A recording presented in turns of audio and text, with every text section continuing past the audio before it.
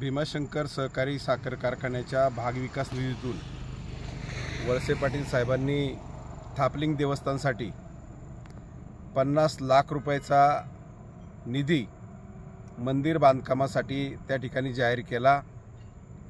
देवस्थानाबद्दल सगळ्यांची देवस्थानावरती श्रद्धा आहे, हे काम व्हावं ही देखील सगळ्यांची भावना आहे। कारण कुलदैवत थापलिंग हे सगळ्यांचं आराध्य दैवत आहे।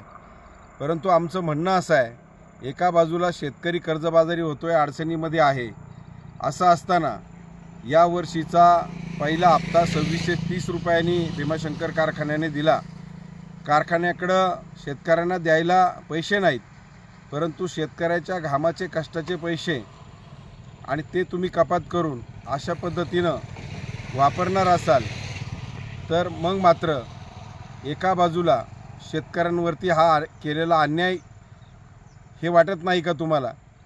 आणि मग गेल्या वर्षी वार्षिक सभेमध्ये वळसे पाटील साहेब म्हणाले की पुढच्या वर्षी इथेनॉलचा प्रकल्प पूर्ण क्षमतेने चालू झाल्यानंतर तुम्ही मागाल तो भाव आम्ही त्या ठिकाणी देऊ, असं त्यांचं गेल्या वर्षीचं वक्तव्य होतं। मग यावर्षी 2630 रुपये भाव तुम्ही का दिला? एवढा कमी भाव तुम्ही का दिला? तुम्ही घोडगंगा कारखान्याचा या ठिकाणी उल्लेख करता। त्या घोडगंगा कारखान्याचं जे मागच्या वेळचं पॅनल झालं होतं निवडणुकीचं, त्या पॅनलमध्ये अशोक बापू पवार आणि तुम्ही बरोबरच होते।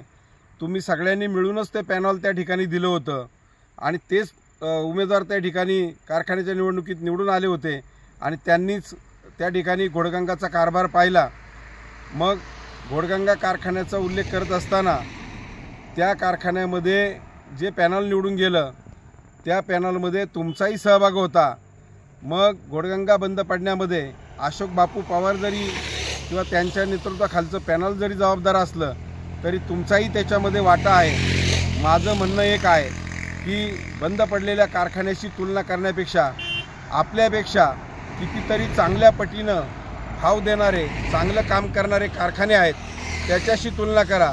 तुम्ही जर देशातील 1 नंबरचा कारखाना म्हणून पुरस्कार घेता आणि बंद पडलेल्या कारखान्याशी तुलना करता, हे कितपत योग्य आहे? तुम्ही जुन्नर तालुका असेल किंवा शिरूर तालुक्यातील शेतकऱ्यांचे शेअर्स अनामतपोटी रक्कम घेतलेली आहे आणि त्यांना अजून सभासद केलेलं नाही। विघ्नर कारखान्याचं तुम्ही सांगताय की विघ्नर कारखाना हायकोर्टामध्ये गेला, त्या ठिकाणी हायकोर्टानं निकाल दिला आहे की कार्यक्षेत्राच्या बाहेरच्या लोकांना सभासद करून घेता येत नाही।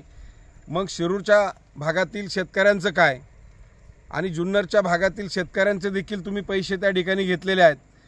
मग जुन्नर आणि शिरूरच्या भागातील ज्या शेतकऱ्यांचे पैसे तुम्ही घेतले हे तुम्हाला माहीत नव्हतं का? साहेब, तुम्ही सहकार मंत्री होतात, तुम्हाला हे सगळं माहीत आहे। मग असं असताना या शेतकऱ्यांना सभासद देता येत नाही, मग इतके दिवस या शेतकऱ्यांची एवढी मोठी रक्कम तुम्ही का वापरली? ही शेतकऱ्यांची आर्थिक फसवणूक नाही का? आणि मग अशा पद्धतीनं तुम्ही त्यांना सभासदत्व देत नाही आणि त्यांची रक्कम इतके वर्ष तुम्ही वापरताय। आम्ही तर सांगतो की सहकार विभागानं शेतकऱ्यांची फसवणूक केली म्हणून भीमाशंकर कारखान्यावरती कारवाई केली पाहिजे।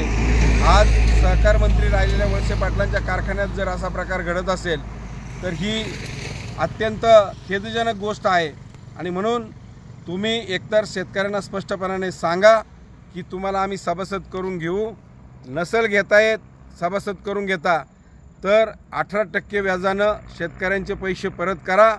सहकार विभागाने तर कारखान्याच्या या कामकाजाबद्दल कारखान्यावरती शेतकऱ्यांची आर्थिक फसवणूक केली म्हणून कारवाई केली पाहिजे, ही देखील स्वाभिमानी शेतकरी संघटनेची भूमिका आहे।